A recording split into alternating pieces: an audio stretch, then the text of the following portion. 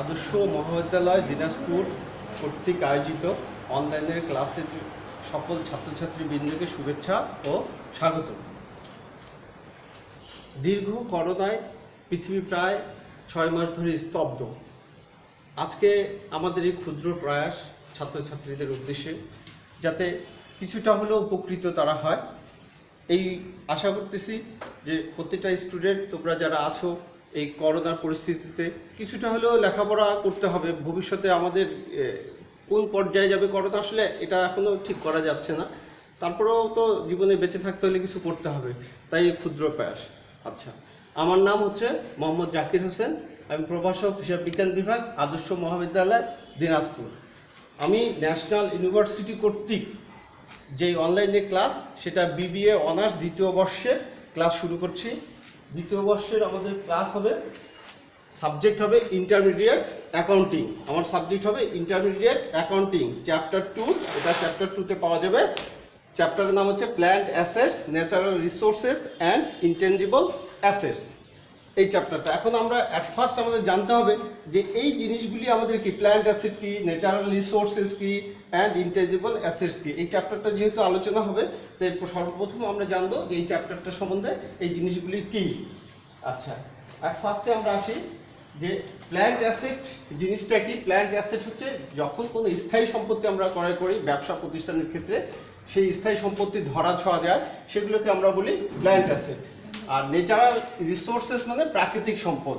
যেমন প্রাকৃতিক সম্পদ বলতে প্রকৃতি থেকে যে সম্পদ পাওয়া যায়, যেমন কয়লার খনি, গ্যাসের খনি, তারপরে আমাদের সোনার খনি, এই ধরনের যতগুলি খনি পাওয়া যায় এগুলোকে বলা হয় natural resources. And intangible assets, intangible assets হচ্ছে যেই অ্যাসেটগুলি আমরা ধরা ছোঁয়ার বাইরে, অর্থাৎ ধরা ছোঁয়া করতে পারি না, এই ধরনের অ্যাসেটগুলিকে বলা হয় ইনটেনজিবল অ্যাসেট। উদাহরণস্বরূপ সুনাম বা ইংরেজিতে বলা হয় গুডউইল, প্যাটেন্ট, প্রিলিমিনারি এক্সপেন্সেস, এই ধরনের সবগুলি আমাদের ইনটেনজিবল অ্যাসেটসের মধ্যে পড়ছে। এরপরে আমরা 2 নম্বরে জানবো মূলধন জাতীয় ও মুনাফা জাতীয় এক্সপেন্ডিচার জিনিসটা কি।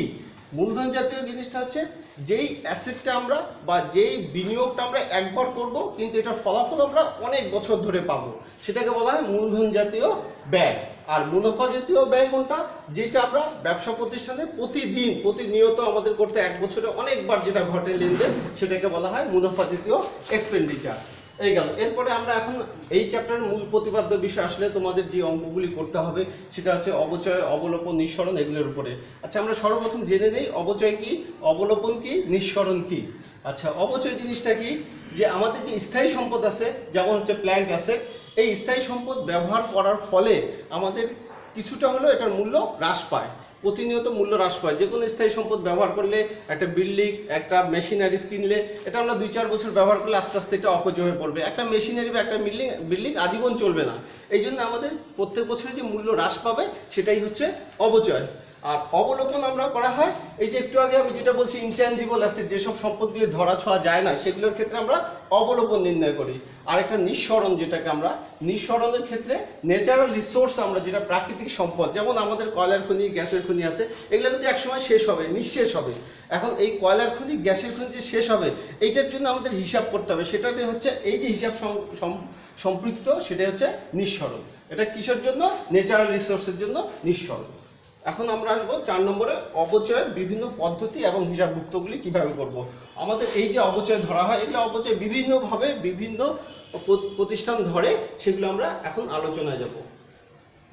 আচ্ছা, অবচয় ধার্য করার অনেকগুলি পদ্ধতি আছে, তার মধ্যে প্রথম হচ্ছে সরলরৈখিক পদ্ধতি, ইংরেজিতে বলা হয় স্ট্রেট লাইন মেথড। 2 নম্বরে হচ্ছে ক্রমহ্রাসমান যে পদ্ধতি, এটার নাম কেউ বলে হ্রাসমান মূল্য পদ্ধতি, কেউ বলে পুস্তক মূল্য পদ্ধতি, বিভিন্ন নাম আছে। ইংরেজিতে diminishing, reducing, written down, book value method, বিভিন্ন নাম আছে, সবগুলো নামই এখানে মোটামুটি দেওয়া হয়েছে। 3 নম্বরে দেখো যে দ্বিগুণ হ্রাসপ্রাপ্ত যে পদ্ধতি, দ্বিগুণ মানে ঠিক এইটার ডবল হবে, এটা সে মূলত আমেরিকানরা এটা চালু করছে পরবর্তীতে, দ্বিগুণ ক্রমহ্রাসন পদ্ধতি, ডাবল ডিক্লাইন ব্যালেন্স মেথড, এটা ইংরেজি নাম।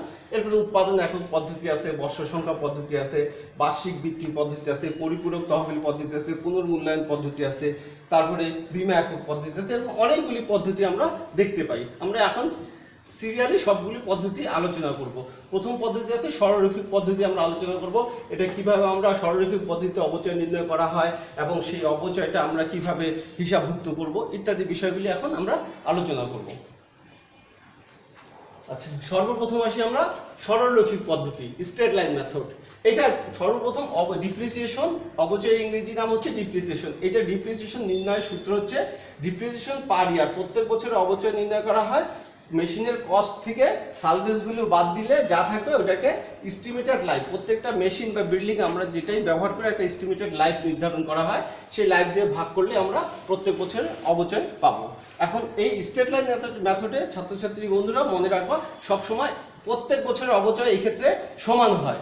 প্রত্যেক বছর একবার অবচয় বাইর করলে 15 সালের অবচয় বাইর করলে 16 সালেও একই অবচয় হবে, 17 সালেও একই অবচয় হয়। এই ক্ষেত্রে এই পদ্ধতিতে প্রত্যেক বছরের অবচয় সমান হয়।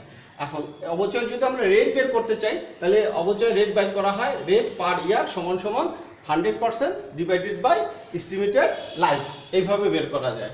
এখন একটা উদাহরণ দিয়ে আমি ডিটেলস দেখাই। ফর এক্সাম্পল, উদাহরণস্বরূপ 1 জানুয়ারি 2015 এ মেশিন ওয়াজ পারচেজ এট টাকা 1 লাখ। একটা মেশিন 1 জানুয়ারি 2015 সালে একটা মেশিন ক্রয় করা হয়েছে 1 লাখ টাকা দিয়ে।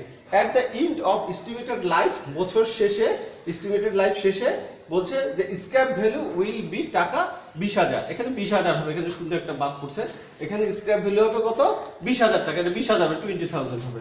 আচ্ছা, শো দ্য ডিপ্রিসিয়েশন পার ইয়ার, তাহলে আমাকে দেখাই দেবে প্রত্যেক বছর ডিপ্রিসিয়েশন কত হয়। Also keep the journal entries, এবং কিভাবে জার্নাল দিতে হয়, as well as depreciation schedule, এবং ডিপ্রিসিয়েশন শিডিউল কিভাবে করতে হয় আমরা মোটামুটি হিসাবের যা যা দরকার সবগুলো আমরা এখান থেকে জেনে নেব কিভাবে হিসাবভুক্ত করতে হয়। আচ্ছা, তাহলে আমরা প্রথমে জানবো যে মেশিনটার দাম কত 1 লাখ টাকা, আর এটার স্ক্র্যাপ ভ্যালু কত 20,000 টাকা। স্ক্র্যাপ ভ্যালু মানে কি, যে একটা মেশিন ব্যবহার করার পরে 10 বছর বা 5 বছর বা 7 বছর ব্যবহার করব, ব্যবহার করার পরে এটা যে ভাঙা চূড়া থাকবে, এই ভাঙা চূড়াটা আমরা বিভিন্ন জায়গায় বিক্রি করতে পারি, আমরা যেটা সাধারণ বাংলা ভাষা বলি ভাঙাড়ি বিক্রি করি। এটা কি বলা হয় ইংরেজিতে স্ক্র্যাপ ভ্যালু বলে, সালভেজ ভ্যালু বলে। এটা হচ্ছে 20,000 টাকা। আচ্ছা, এই 20,000 টাকায় আমরা স্ক্র্যাপ বিক্রি করতে পারবো। তাহলে এখন আমরা অবচয় কিভাবে নির্ণয় করব, আমরা প্রথমে বলছি অবচয় নির্ণয়ের সূত্র এইভাবে। অবচয় নির্ণয় করব আমরা, দেখানো হলো নিচে।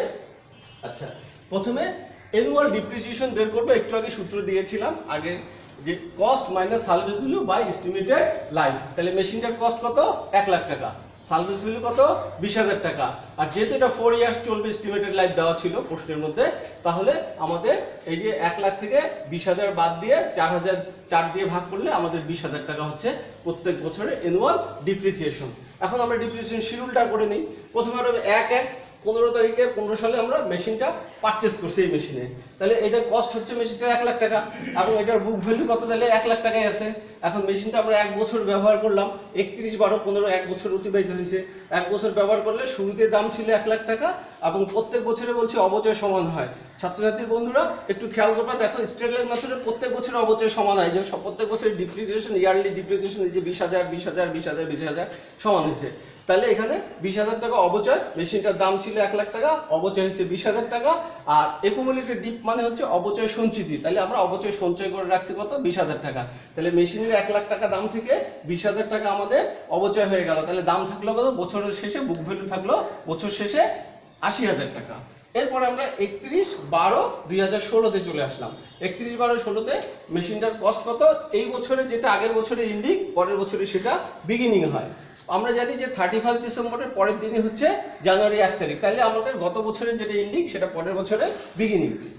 শুরুতে কত 80,000 টাকা, এই বছরে অবচয় 20,000 টাকা, একুমুলেটেড ডিপ এটার সাথে এটা যোগ হয়ে এখানে আসলো। তাহলে আগে জমাইছিলাম 20,000 টাকা, এখন জমানো হয়েছে 20,000, তাহলে মোট হলো কত 40,000 টাকা। আর অবচয় এই 80 থেকে 20 বাদ দিয়ে কত হলো, এই যে 80,000 টাকা দাম ছিল, এখান থেকে 20,000 টাকা চলে গেল, তাহলে এখন থাকলো কত 60,000 টাকা। পরবর্তী বছরে আবার 17 সালে আবার 60,000 টাকা মূল্য, অবচয় আমরা আবার 20,000 বাদ দিলাম, বাদ দিয়ে দাম থাকলো 40,000 টাকা, আর এটার সাথে এটা যোগ হয়ে এটা আসলো 60,000 টাকা। তারপরে বছর আবার আমরা এই 40,000 টাকা বিগিনিংয়ে নিয়ে আসলাম, এখান থেকে আমাদের অবচয় 20,000 টাকা আসলো, তারপরে এটার সাথে এটা যোগ হয়ে আমরা এটা লিখলাম। এরপরে আমাদের এই 40 থেকে 20,000 বাদ দিলে আমাদের থাকলো কত? 20,000। বন্ধুরা তোমরা একটু দেখবা যে 20,000 টাকা আমাদের সালভেজ ভ্যালু ছিল, এই যে সালভেজ ভ্যালু 20,000 টাকা, সালভেজ ভ্যালু 20,000 টাকা, এই 20,000 টাকা সালভেজ ভ্যালু এই যে লাস্টে থাকে গেল মেশিনের। 4 বছর চলবে, 4 বছর পরে এই সালভেজ ভ্যালু 20,000 টাকা মেশিনটা থেকে গেল। এখন আমাদের জানতে হবে যে কিভাবে আমরা জার্নাল দিব। এইটা আমাদের অ্যাকাউন্টিং এর মূল প্রতিপাদ্য বিষয় হচ্ছে, হিসাব করলে হবে না, এগুলোর সাথে সাথে জার্নালে আমাদের পোস্টিং দিতে হয়। জার্নালে পোস্টিং কিভাবে দিব আসি পরবর্তী স্টেপে। আচ্ছা, প্রথমে আমরা মেশিনটা কিনলাম, এট ফার্স্ট আমাদের যেটা কাজ মেশিনটা ক্রয় করলাম। মেশিনটা ক্রয়ের জন্য যদি নগদে ক্রয় করা হয় তাহলে মেশিনারি ডেবিট আর ক্যাশ ক্রেডিট। যদি নগদে ক্রয় করি, আমরা যদি নগদে না ক্রয় করি, কখনো যদি বাকিতে ক্রয় করি তাহলে এখানে ক্যাশের জায়গায় হবে অ্যাকাউন্টস পেয়েবল। যদি বাকিতে ক্রয় করি বা চেকে ক্রয় করলে ব্যাংক হবে, এই তো। আর যদি আমরা নগদে ক্রয় করি তাহলে মেশিনারিজ ডেবিট আর ক্যাশ ক্রেডিট। এটা মেশিনারি কিনলাম। এখন বছর শেষে আমরা কি করব? অবচয় ধরবো। অবচয় ধরবো কিভাবে? ডিপ্রিসিয়েশন এক্সপেন্সেস ডেবিট আর অ্যাকুমুলেটেড ডিপ্রিসিয়েশন ক্রেডিট। অবচয় জার্নাল হচ্ছে এটা।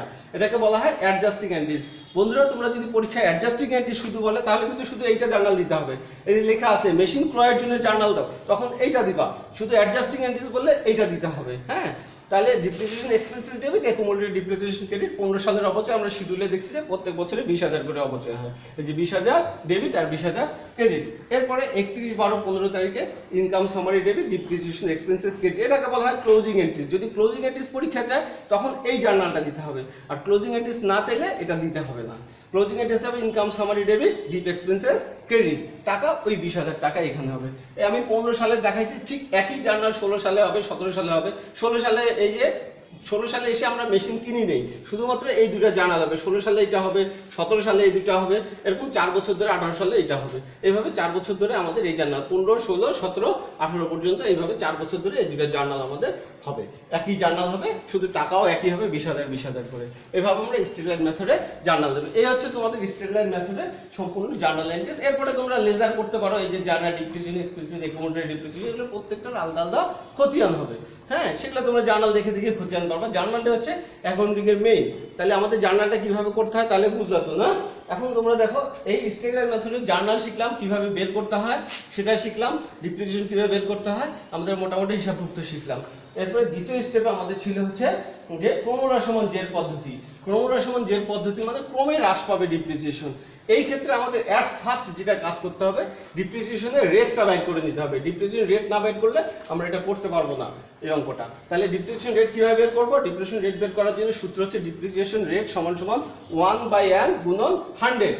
তাহলে 1/n গুণন 100, অর্থাৎ উদাহরণের সাথে দেখাই দিই যে ওই মেশিনটার এক্সাম্পল 1 যেটা আমরা একটু আগে যে এক্সাম্পল দিয়েছি, ওই এক্সাম্পল দিয়ে দেখা দিই যে ওই মেশিনটার দাম ছিল 1 লাখ টাকা, ওটার লাইফ ছিল 4 বছর আমাদের। তাহলে আমাদের 1/n মানে হচ্ছে কয় বছর? 4 বছর ছিল, গুণন 100।